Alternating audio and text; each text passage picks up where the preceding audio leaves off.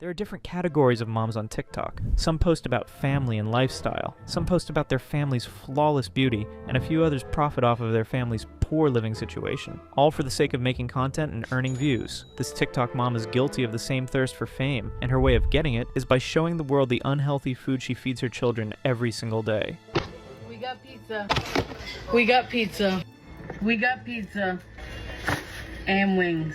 29-year-old Alexandra Sabol, better known online as the Donut Mom, built a following by feeding her children powdered donuts for breakfast and fast food for nearly every other meal. That alone earned her hundreds of thousands of followers, many of whom only watched so they could get angry. She got to a staggering 850,000 followers before she was banned from the platform. And now, she's still repeating history with a new account on TikTok.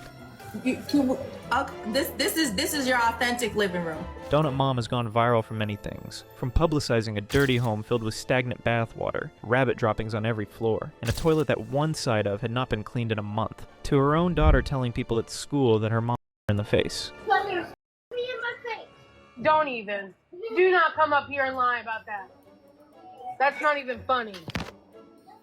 It's not a funny joke. Her story also became notorious when her boyfriend meat and spilled his juice in their house with the kids around. What more is there to Donut Mom's story? Why is she the most harmful mother on the internet right now? Keep watching as we unravel the layers beneath this disturbing mom you may or may not have heard about. Before the internet decided to hate her, Alexandra Sabol was just another stay-at-home mom posting videos about her day. She started uploading clips in 2023, mostly cleaning up around the house and plating for her 3 kids. For the first year or so, almost nobody watched. A handful of videos picked up a few thousand views here and there, but none of it suggested that she was about to become one of the most talked about parents on the platform, until January of 2023 came, and a single video changed everything. It was the usual pattern of her dishing food for her children. However, in this one, Alexandra filmed herself preparing a very processed and unhealthy breakfast for her 1-year-old daughter. She captioned it, "Plate my 1-year-old's breakfast with me." The preparation took no more than 15 seconds. Alexandra reached into a bag, pulled out 3 powdered donuts, tossed them onto a plate alongside an applesauce squeeze tube, and slid the whole thing across the counter to her toddler.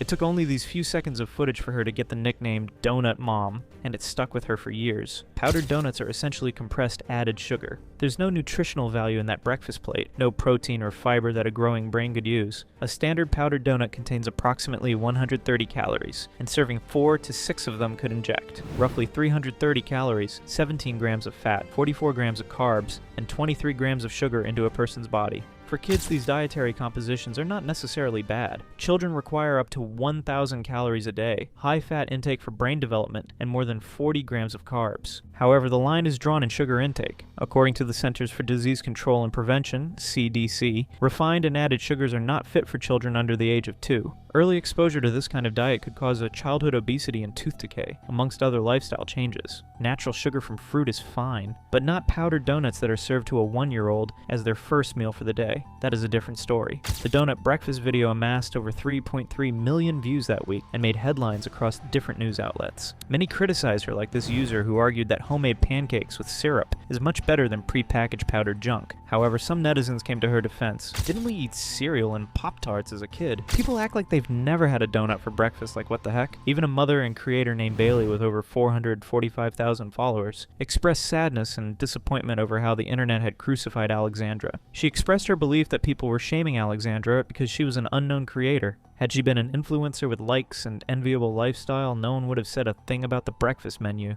I see creators on this app every single day that have 1 million or so followers and fit the traditional standard of beauty. They will make their kids junk. They will go spend $500+ at the grocery store on mostly junk, and no one says anything, probably because they're popular and they're skinny. You have this woman that is not a widely known creator, that is not 100 pounds, and she's getting shamed. Bailey also said that although she knew it was wrong to feed children processed food, it was impossible to be a perfect mom. She and her daughter occasionally eat junk food either to live a little or out of convenience when she's too tired to cook. And just like her, she believed many parents were faced with the same situation at home. And yet sometimes, you know what she eats?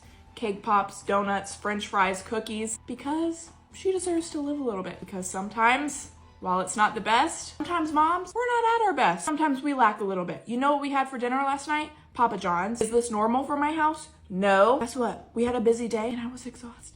Overall, Bailey was trying to tell the internet that Alexandra's viral TikTok video was not what defined her parenting at all. It wasn't a window into what she did 24/7. You may see a clip of someone's life for 30 seconds and think that you know them. You don't. Bailey's argument was sound, and would have been strong enough to dismiss every concerning factor about Alexandra, because in her argument, she pointed out that Alexandra also fed her kids solid meals and fruits in between, and shouldn't be judged for a single donut case. Parents feeding their children junk food is not a rare or unusual occurrence in America, and it wasn't enough to sustain the level of sustained outrage that eventually gathered around Alexandra like weather. Her spiral into the TikTok controversy started due to two factors. The first is Alexandra's response to the backlash, where she called her critics sheep for hating on her. You saw a donut video or a marshmallow video and saw the comments bashing me, and you followed the herd.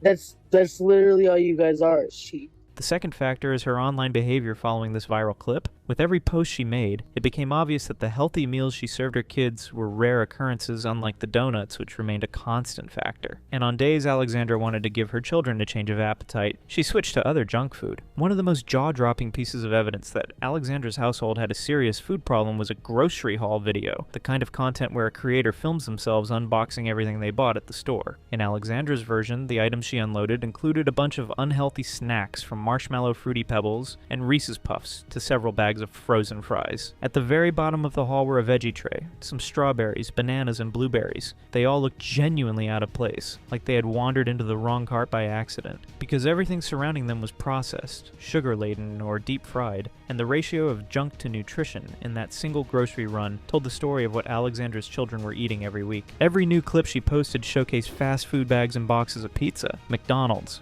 Wendy's, and Taco Bell. This is how and why she began to trend infamously online. Fast food meals were plated so often for her young kids, sometimes once or twice a week for breakfast or dinner, and in all these subsequent videos, Alexandra didn't sell herself to be a mother who functions in the kitchen, like this one where she wrote a caption, "Plate dinner with me as a mom who never cooks." On the rare occasions she did attempt to cook, the results were not encouraging. She had tried to cook frozen ground beef without first thawing it and burned her eggs with noticeable regularity. She still knew how to cook and was trying at times, but there was no attempt to make it an everyday affair. She seemed to have accepted that cooking was simply not something she was going to do, and would often describe herself on camera as a lazy mom who simply did not feel like cooking that day. In one of her most watched TikToks, she serves her kids Papa John's pizza and states with total calm that they need a break from the home cooking when really there wasn't any. I do a fun treat and give them some pizza. Give them a break from all the home cooking. And the funny part is, this was the kind of situation where proof was evident on the screen. You could tell from the dirty plates, dirty background, her unkempt and overgrown size, and her meal choices, that she was indeed lazy to be a productive and responsible mother. Always in a nightgown, always serving pizza, always breathing heavy, kitchen always filthy. Close to 60,000 people agreed with that comment to give an insight of just how bad her reputation as a mother is on the internet. For Alexandra, takeout and heavily processed food were close to the daily routine, with home-cooked meals filling in the gaps rather than the other way around. And as stated before, the CDC shuns intake of processed foods for kids. Foods with added sugars, such as in muffins, flavored yogurts, and cookies, should be treated as snacks and not staple food. And the same applies to foods that contain high salt like canned food, processed meat like sausages, hot dogs, and ham, and frozen dinners. These items can be fed to kids in moderation. Parents are saddled with the responsibility of ensuring that their kids have access to healthy options. However, Alexandra wasn't ensuring the bare minimum for her kids in front of the internet. And they're pretty young. As of 2025, her kids were 2, 5, and 8. However, there's an instance where Alexandra had been caught mistaking the age of her oldest child. One minute she stated that they were 9 years old, and 4 days later she changed it to 8 years. 9-year-old's plate. 8-year-old's plate. It's possible that one of them was a draft, or she simply made a mistake with the numbers. Some parents are like that, and it's understandable. But the fact remains that none of Alexandra's children are grown enough to know better. She has the duty as a mother to create a healthy foundation for them to work with, but she can't even tell fresh items from the stale ones. One incident in particular followed her for a long time. While packing school lunches, she placed a strawberry with visible mold into one of her children's lunch boxes. Viewers spotted it in the background of the video and called it out in the comments. Rather than simply admitting the mistake, Alexandra got out of bed late at night to record herself checking the lunch bag on camera. She picked through the strawberries, declared that she did not see any mold, noted that one was a little soft, and put it back in the bag anyway. And I'm about to go to bed, but let's go check.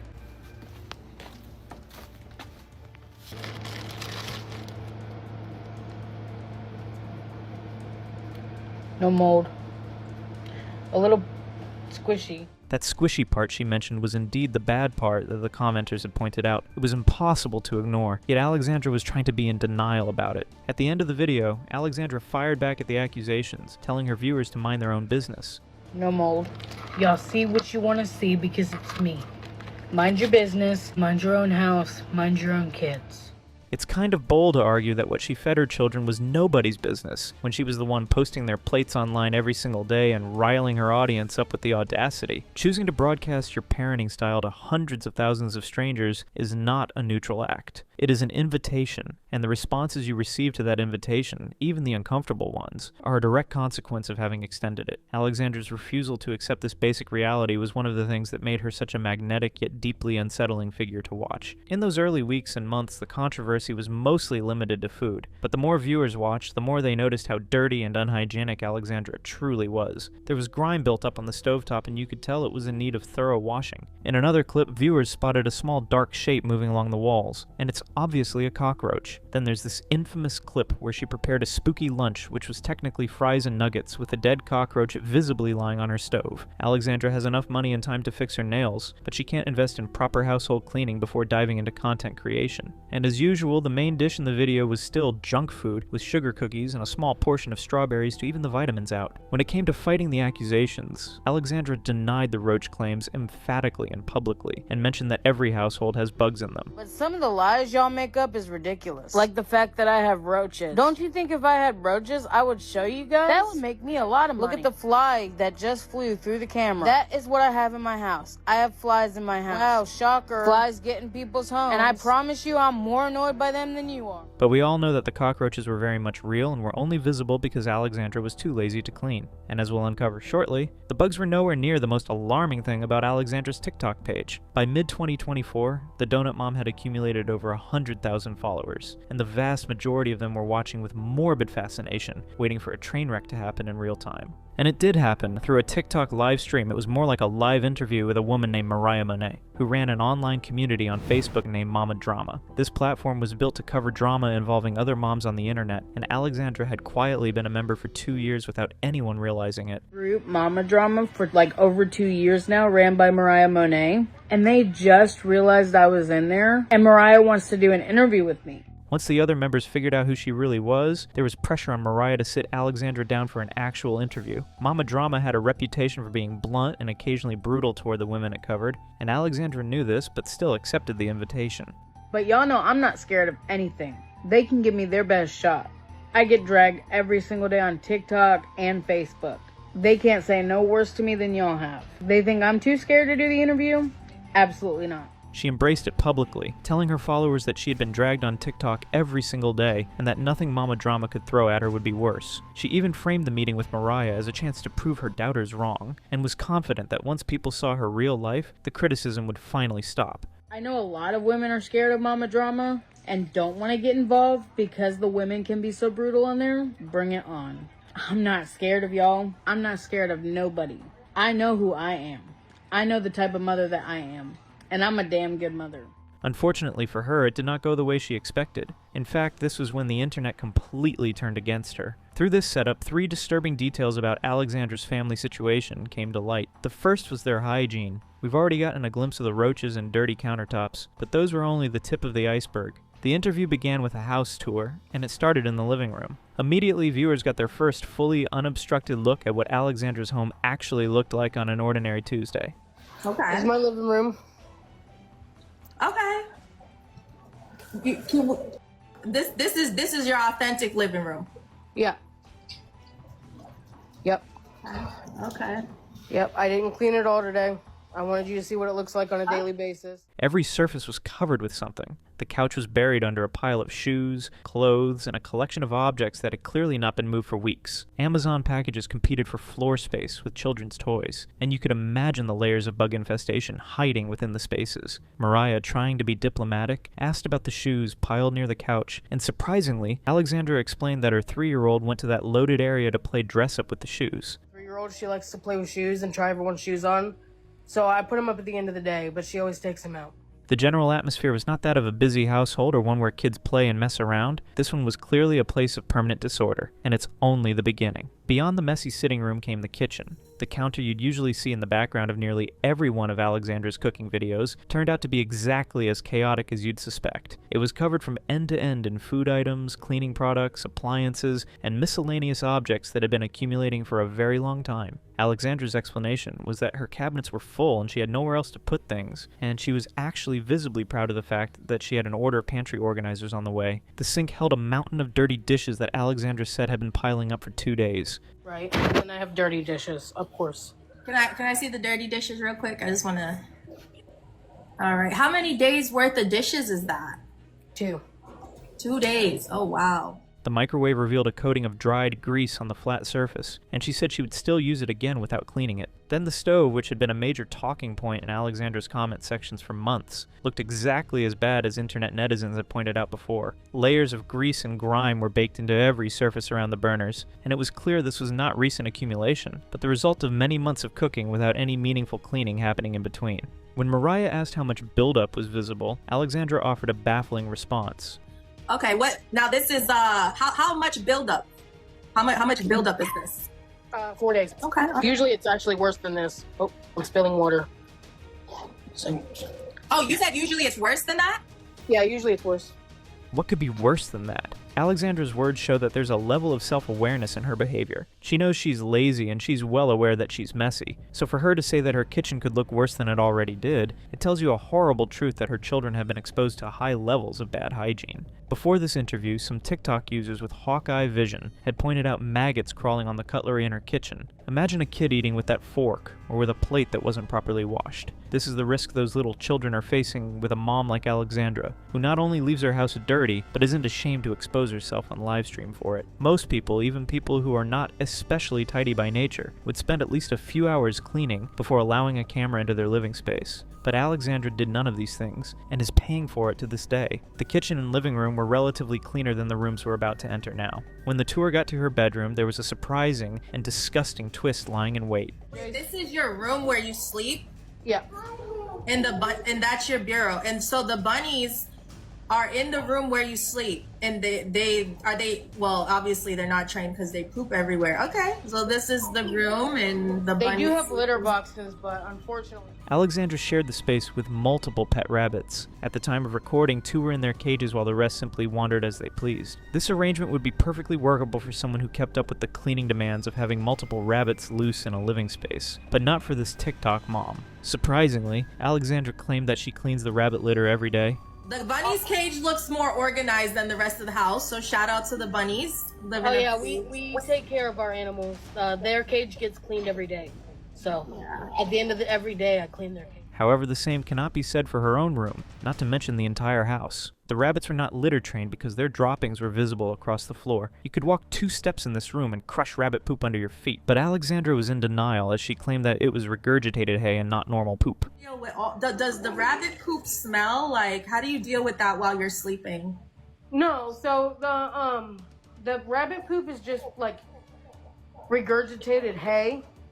So it's not like regular animal poop. You can look it up. It's just like dry. But anyone with the internet and a brain would know that all animals defecate. We don't eat bread and poop out regurgitated bread or breadcrumbs. And even ruminant animals poop fecal matter and not grounded grass. Similarly, rabbit droppings are fecal pellets, not regurgitated plant matter. And while they are relatively dry and lower in odor compared to the waste of some other animals, they can still carry bacteria and parasites. Having floors covered in them in a home where small children were regularly crawling, sitting, and playing with objects on the ground was not, by any responsible standard, safe or acceptable. And speaking of unacceptable, this final tour destination was the last straw for people watching, and this is the bathroom. It was a different category of horror entirely on its own. Mariah asked to see the bathtub, and the camera panned to reveal a tub that was still full of water from the night before. The water had taken on a murky, visibly unclean quality, and the children's bath toys, a Barbie, a Spider-Man figure, various other plastic shapes, were floating in it like wreckage from a small disaster.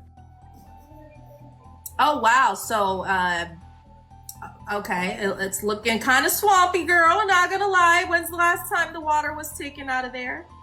This was actually just last night. I just didn't dump it.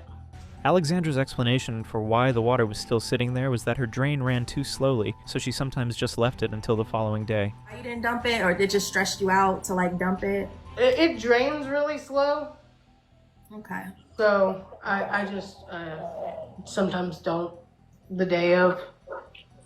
Okay. The logical solution would have been to unplug it immediately after the bath was finished and let it drain overnight since it was slow. But Alexandra did not do that. Leaving a tub full of standing water in a home with a 3-year-old was a safety hazard, much like every corner of this house. And this brings us to the very last disgusting corner that was 100 times worse than the bathtub, the toilet. Brown buildup lined the sides and base of the bowl. Also, there was a visible ring around the interior. Mariah pointed to the grime on the side that faced the wall, and Alexandra explained that this particular side was hard to reach because the space was narrow, and so she cleaned that side approximately once a month. The other side she cleaned every time she cleaned the toilet. Do you ever clean the side, like right there where all that? This side's harder to get to because it's like very narrow. Okay. So I clean that one about once a month, but I clean this side every time I clean the toilet. So you clean the sides of the toilet once a month? No, just this side. Just that one side. Yeah, I definitely can tell it's once a month. Okay. The Mama Drama interview was supposed to be Alexandra's opportunity to show the watching world that she was not as bad as her critics claimed. Instead, it became the single most comprehensive and damaging documentation of her home's condition. It confirmed nearly every concern her critics had raised and gave new ones a visual foundation to stand on. During the tour, it also came out that Alexandra's home had been visited in the past by various service workers and professionals who had presumably seen the condition of the space. Alexandra mentioned almost casually that her daughter had a therapist who came to the house every week. So your daughter's therapist comes to the house every week, and they don't have, and so they don't say nothing about the way the house looks when they go? No. You would think that the therapist, as a mandated reporter, would presumably have had something to say if the conditions were truly dangerous, but that wasn't the case. Alexandra brushed it off, saying that the service workers would have called CPS if they thought there was a problem. They've commented. They've said that it's a little messy, but they're mandated reporters. So they've said, like I've said, how people think CPS should be at my house. And they've said that if they saw a CPS-worthy problem, they would have called them. This meant that the situation in her home was so consistently bad that the professionals visiting it had simply adjusted their expectations for what they would find when they arrived. That is not a good sign at all. The house tour was one of the 3 disgusting revelations that came from Mariah's interview with Alexandra. The second one was a spur-of-the-moment incident that no one saw coming. While Alexandra was moving around the kitchen preparing one of her meals and answering questions from Mariah's audience, her 6-year-old daughter walked into the frame and said something that immediately changed the temperature of everything. Don't even. Do not come up here and lie about that. That's not even funny. It's not a funny joke. You don't lie about stuff like that. Nah, he said that as soon as the cameras started rolling. Man, kids say the darndest thing. He really gonna say you in his face? Yeah, that's my 6-year-old. She has a lying thing. Alexandra tensed up immediately and called it a lie. That is not funny, Brooklyn. Do you understand the repercussions that has on me? No. That is not something to joke about.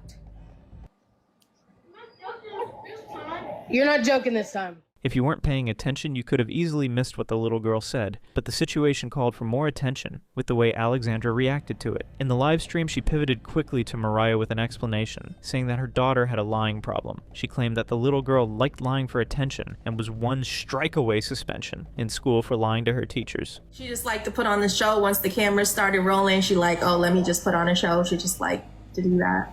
No, she always lies. She's 1 strike away from in-school suspension in school for lying to her teachers. Then minutes later, Alexandra confronted her daughter directly on camera, asking her to stop making the claim. And her daughter responded by saying that she wasn't lying and she had told people at school the same thing. I know you lied. Don't tell people your face. That's not even funny. What? You tell people that at school too? From this detail, it seemed like the smack in the face thing was not a one-time on-camera moment, but a pattern of disclosure that had been made in school to teachers. Children do not typically construct elaborate lies about being physically by their parents, and then repeat those lies to authority figures in separate environments over a sustained period of time. They don't do that for no apparent reason. What children do is tell the truth in whatever venue feels safest to them. Alexandra, still bothered by it, posted a follow-up video on her TikTok page, reiterating that her 6-year-old had lied about it. How that live just went with Mariah Monet. If you weren't there, I'm sure you'll see the clip. what was said on the live is completely false. And I will clarify that tomorrow during our interview on Mama Drama. I cannot believe that just happened. I am so upset that she came on live and lied like that. So now it was impossible to move on from it. This sudden turn of events pushed Mariah to bring this up in the follow-up Patreon interview, which was conducted the following day. During this session, Mariah pressed Alexandra directly on the question of whether she had ever her daughter. Alexandra initially maintained her position that the girl had been joking and that she had never her daughter's face. But as the questioning continued and Mariah pressed harder, the story began to shift and Alexandra started to use a different term for the word hit. I pop her hand. Oh, so what she's talking about is you popping her hands. Is that what you're talking about when you said you? And she repeated it in the second one. Are you going to sit on the stage and tell me again that your daughter was lying in the live last night? Yes, I am. I have never in her face. I have popped her hand. The emphasis on in her face could be deliberate. Alexandra's words were not a denial of hitting, but a denial of hitting in a specific location, which is a very different thing. It implied strongly that the act of hitting itself was not the point she was contesting. The point she was contesting was where, specifically, the hitting had happened. It's still a debatable topic that you can draw subjective conclusions from. Spanking was an approach Alexandra adopted in place of gentle parenting. She claimed that she had been cautioned a few times about how she was spoiling her children by being soft on them, and that's why she had to pop them. Okay. I tried to stop and do the gentle parenting thing, and then everybody told me that I was letting her walk all over me. I did the gentle parenting thing for 2 years. Alexandra stated that she disciplined her kids physically whenever they did some physically bad things. Other misbehaviors that aren't physical in nature would result in a timeout in a corner. So what situation would you her hand? When she pushes her sister, when she hits her sister, yeah, when she snatches toys away, stuff like that. I mean, for most things that she does, like, we go with the corner first. For her, this was the only way to correct such behavior. Yet at the same time, in the same interview, she admitted that a child won't teach them not to hit others. Do you honestly think that you can teach a child not to hit someone by them? No. Okay, so you acknowledge that that's not a valid way. She knew it did not work and admitted in plain language that it did not work, but she did it anyway. This brings into question Alexandra's regard for her children's well-being. If we assume that all that we've learned about her so far is for her own convenience, that the house is dirty because she's too lazy to clean, and the fast food addiction is primarily a projection of her own diet, how far can we guess that she goes for her own children? The answer is pretty concerning, and beyond the physical discipline revelations, it's possible that Alexandra passively imposes living conditions on them. There's a moment where one of her daughters came out of her bedroom late in the evening complaining that her room was too hot to sleep in. You can hear the stress in her tone as she told her mother that she couldn't sleep in that room. You won't let me. When did I say you could sleep in the living room? It's hot in my room. I'm always hot in my room when I sleep in it. I didn't say you could sleep in the living room. I didn't know sleep in the living room, but it's hot in my room. I'm gonna be on all night. I'm on every single night in my room. Okay. It emerged that the child's bedroom window was broken. The house supposedly had central air conditioning, but with a broken window, the cool air was not reaching her room. Yeah, I was on live going through products, and she came out and she said she wanted to sleep in the living room because her room was too hot and she couldn't sleep in her room. But we have central air conditioning. Okay. Yeah, you broke your window. I didn't mean to. Is that the little girl again? Yeah. So she's saying that she broke her window? Yeah, she broke her window that day and came out and told me she broke it. Alexandra's response to this was not to go check the room temperature or to bring in a fan or offer any alternative that might allow her daughter to get a night of actual sleep before school the following morning. It was to send her back. Hot in my room, and that's it. You don't have to sleep in here. Yeah, but you won't let me sleep in there. And it's hot in In my where? What? Sleep in where? In your room? No, you're not sleeping in my room. I know, you never let me. No, I don't.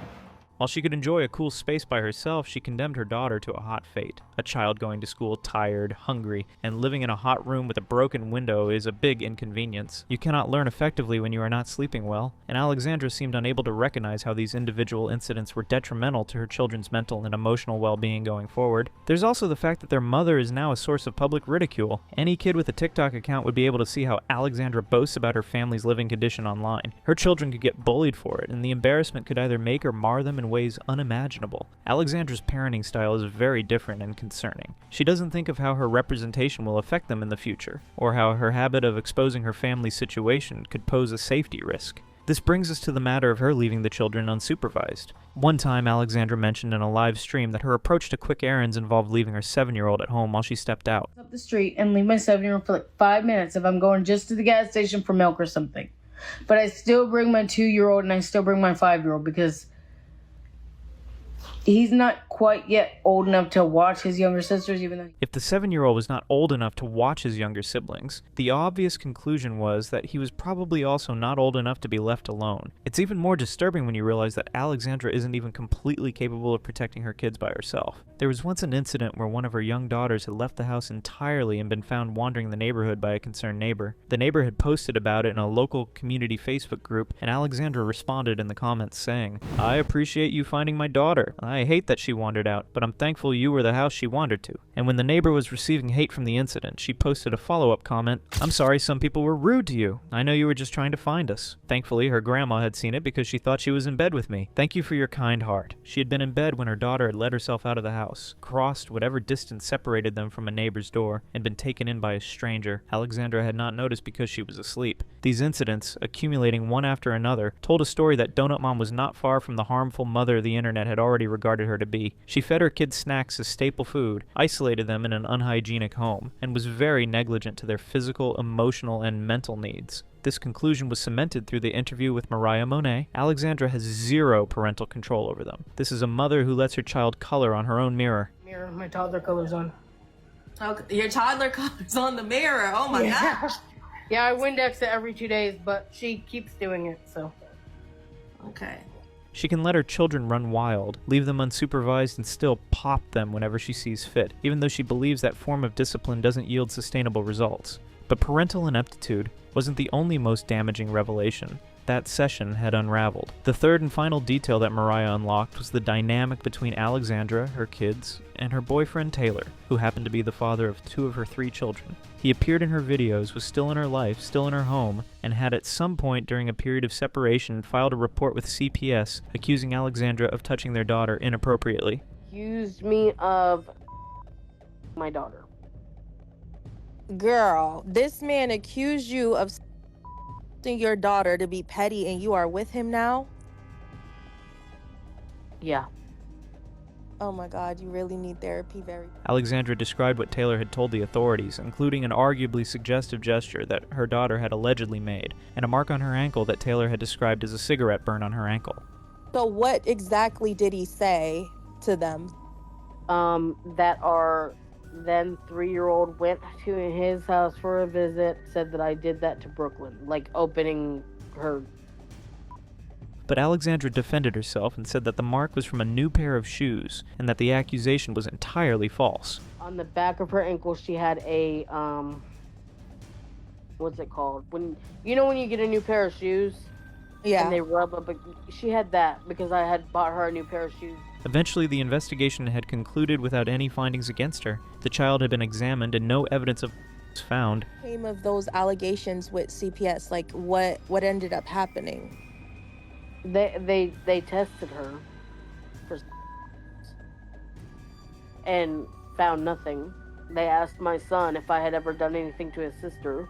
He said no.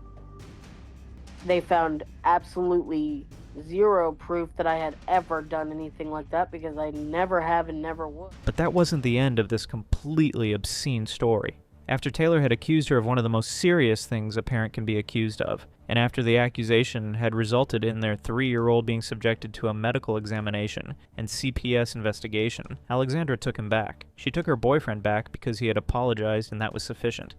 How the can you forgive someone for accusing you of Like, what goes through your mind after that? Like, I need to know when this happened, what was going through your mind, and how do you get to the level of forgiving him to be with him again? Because that's such a serious accusation. The unreasonable forgiveness was the least baffling thing in this situation. The crazy part is that Alexandra believed for a period that Taylor had been the one abusing her daughter. The very thing he had reported her to CPS for, Alexandra considered the possibility that he might be the one doing it.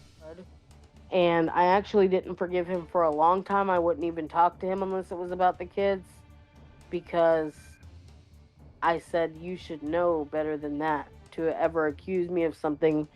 And for a while there, I actually thought maybe he was doing something, because, you know, if you accuse someone of something, most of the time you're doing it. Yet she forgave him and reintroduced him into her children's lives because he said sorry. And this is where another weird layer of the story comes to light. Outside the allegations, Taylor's behavior around the household was deeply troubling. During a period when Alexandra had been involved in a polyamorous relationship with 2 other partners, Taylor had still been coming to the house to see his children. Then one night he went outside the closed bedroom door while Alexandra was inside with her other partners, and had pleasured himself, and left physical evidence on the floor for someone else to find. We didn't know he was outside the door, until we went, my ex went to step outside of the door and stepped in a pile of... He defended himself by saying that it had happened late at night and the children had been asleep, but that doesn't excuse the fact that it was done in a surrounding filled with children. He might have thought they were asleep, but who knows if one of them woke up to pee that night and stumbled across the sight of him doing it. Or if the children had slept soundly through the entire night, they could have encountered what he left behind the following morning. Taylor, like Alexandra, was deeply resistant to people observing and criticizing their household and how it was being run. He filmed a video addressing his critics directly, saying they were hypocritical. Still, eating pizza 2 to 3 times a week is still much for kids under the age of 10, because this would mean they eat it a maximum of 12 times a month, and could treat it as an addiction as they grow up. Also, the issue about the children taking regular baths is debatable, considering what we had seen in the interview with Mariah. Slow drainage and a lack of willingness to clear the bathtub before the next shower proves that those baths might not be regular as he claimed. Taylor's rants didn't make the situation any better. Then, as if his claims weren't faulty enough, he told his audience they should help them out if they weren't satisfied with how their household was being run. Figure out what you can do to help. You think she needs a broom? Go on Amazon, order her a broom, if you so feel like that is what you need to do to help. If you're local to the area and we feel like we can trust you, then offer come over. Hey, you need some help picking some stuff up or whatever? Come help. With complete seriousness, Taylor was suggesting that the appropriate response to dirtiness and child neglect was for strangers on the internet to send his girlfriend household cleaning supplies. This is how low Alexandra and her connections have stooped in the eyes of the internet. She later took to Facebook to address the situation with Taylor, saying she's a good mother and people should keep their opinions to themselves. Let's get one thing straight. I gave birth to 3 children, me, myself, and I. I went through hell and back to get these kids here. I will not be addressing allegations regarding my children. I and my children and those around me know the truth, and that's all that matters. Until you know the entire story, keep your opinions and accusations to yourself, and that's all I will say on the matter. I'm a damn good mother who would do anything for her children, and unless you know my heart, you can't say anything but, leave me, my family, and my children. But public opinion didn't change after that. There was no amount of excuse and defense that could erase the fact that these parents had suspected each other of having inappropriate relationships with their young children. Taylor has not been in her life for a while now, so that could be a good sign. Also, Alexandra's polyamorous relationship seems to have ended.